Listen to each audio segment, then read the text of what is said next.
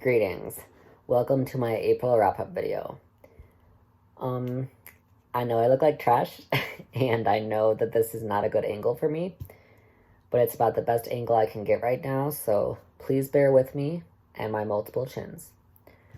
Before I start talking about the books that I read in April, I want to give a few book updates. I don't know why I'm holding this pen. Okay. The first update is I've officially decided to DNF The Pact by Jodi Picoult. I haven't read it since December or January. I don't care about the characters. I don't care about what's happening. I got halfway through and just lost interest. So I'm just officially giving up on this one, and I'm going to get rid of it as well. Second update is that I've decided to get rid of Big Little Lies and The Husband's Secret by Liane Moriarty before I read them.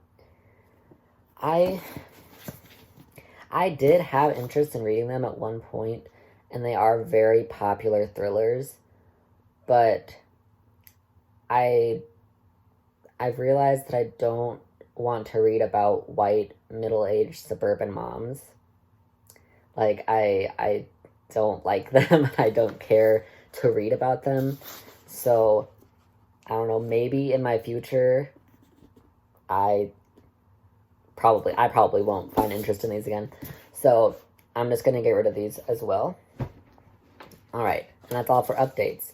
So, in the month of April, I finished 3 books and DNF'd 1.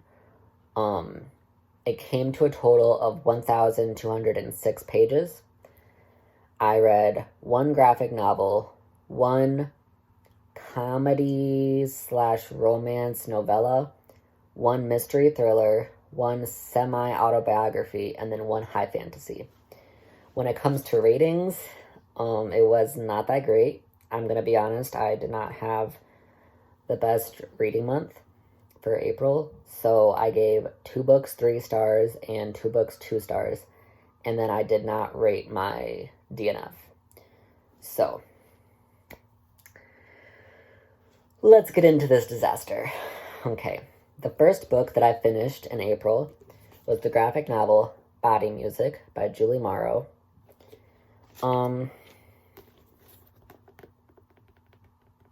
This was disappointing, to be honest. This has 21 vignettes. I think that's how you pronounce it. And they're all about queer love in different ways, different shapes and sizes, and all of that. And I was like, yes, I'm queer. I love queer stuff. This is going to be great. And it was very forgettable. And I think part of the reason for that is because it is vignettes. So each story is like 2 or 3 pages, and it's graphic novels, so there's not much words. It's almost all pictures. Like, some of them, it's just pictures. The art is beautiful. I'll give it that. But out of the 21 stories, I liked 2 or 3, and I can only remember like 1 or 2. So it did not leave a lasting impression on me, and I don't know, I didn't really like it. So I gave it a 2 out of 5 stars. And I borrowed this book, so I'm going to return it to the person that I borrowed. The second book that I picked up was Shop Girl by Steve Martin. It smells like old lady, first of all. Second of all, it is a novella, and I would classify it as romance, but the internet keeps classifying it as comedy, and I think the reason for that is that Steve Martin is a comedian, so they're like, oh, he's a comedian, so everything he writes is a comedy. I don't know, that's the only explanation I can think of. But it is about a girl who works in the glove department at the mall, and it basically is just her telling about her days, and then we get introduced to a love interest, and as soon as he was introduced, I was like, I'm not gonna finish this, because first of all, it was boring to begin with, but the love interest was weird, and I didn't like him. Like, something was just off. So yeah, I decided to DNF this. And I decided that I'm not going to rate my DNFs. So this doesn't get a rating, but I am going to get rid of it. So then the next book was The Couple Next Door by Sherry Lapina. It is a mystery thriller that I thought I was really going to enjoy. False. The story is a couple go next door to a dinner party and they leave their baby at home. And they have like the baby monitor and everything. And they go and check on her like every hour, or every half an hour or whatever to make sure that she's okay. Well, when they get home, the baby is missing and they find out that she's been kidnapped. So the whole story is them trying to figure out where the baby is and trying to figure out who kidnapped her and trying to get her back. And it was not good. Like, it was a fast read, I'll give it that, and I stayed interested in it. But it was annoying. Like, all of the characters were annoying. If the couple would just stop lying to each other, if, like, they would just be honest once, I feel like this never would have happened. And I don't know if this is considered a spoiler, but literally 80% of the time, the wife is just worried about whether or not her husband is cheating on her. Like, your baby is missing. She could be dead. Literally dead. And you're like, okay, but like, is my husband cheating on my neighbor? Like, did he make out with her? Is that the priority right now? I don't think so. Okay? So, everyone in this book was just annoying. And things that I think were supposed to be twists were like the most obvious way that they could have made the book go.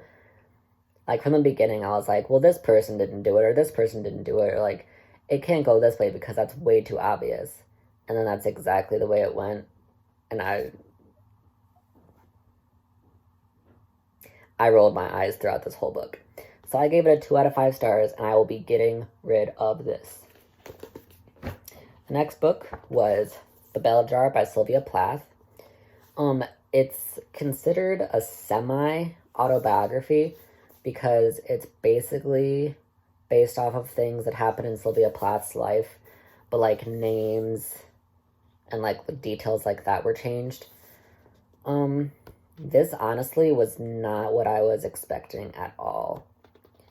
Well, at least the first part. Like, the whole story is about a girl named Esther, and she is spending the summer in New York with this group of girls, and, excuse me, and they're, like, doing some, oh, my cat's crying, doing a kind of internship, I guess. I don't know, they're working with, like, modeling agencies and stuff like that, and Esther is working for, like, a newspaper or something. I don't know, that part was pretty boring.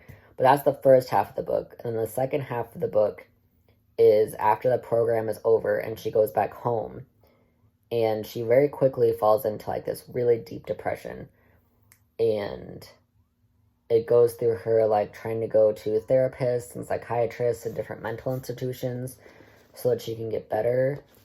And, I mean, she doesn't really get better. I don't know. I was expecting the whole book to be like the second half. I didn't dislike it, but I was expecting to love it, so I was really disappointed when I didn't. Overall, it was kind of boring. I mean, I wasn't expecting it to be exciting, but I was expecting more out of it. There were some parts that really stuck with me that I could really relate to, but other than that, it was just fine. So I'm not giving it a 3 out of 5 stars, and I'm just gonna get rid of it because it did make a lasting impression on me. So the last book that I read in April was The Hobbit by J.R.R. Tolkien. I read this out loud to my girlfriend, and it is a high fantasy book. I'm sure everyone in the world knows that. Sadly, I have next to nothing to say about this book. It was cute. It was fun. I liked the characters. I liked the world that it was placed in. I liked the adventures. I mean, it was a solid book. It was a good book. But I don't really have any feelings for it. Like, I didn't really feel a connection towards any of the characters.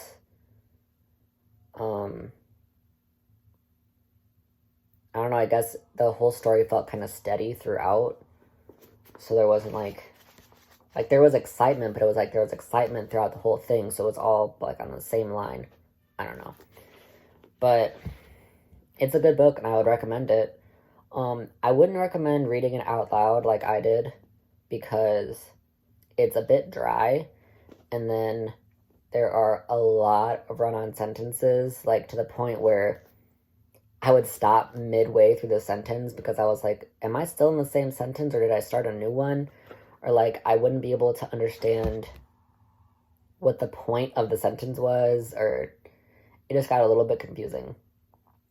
But yeah, I gave this a 3 out of 5 stars. It wasn't a bad book. I definitely recommend it, but I just don't have very strong feelings on it. Now, I got this book for my girlfriend, so I'm just going to put this back on her bookshelf. So, yeah, that's all the books that I read in April. It was a disappointing reading month because, I mean, I'm literally getting rid of all of the books that I read because they just weren't that great. The only book that what happened to it? The only book that I'm currently reading right now is The Wind in the Willows by Kenneth Grahame. This is my girlfriend's book, and I'm reading it out loud to her. Once we're done with that, we're going to go back to Watership Down.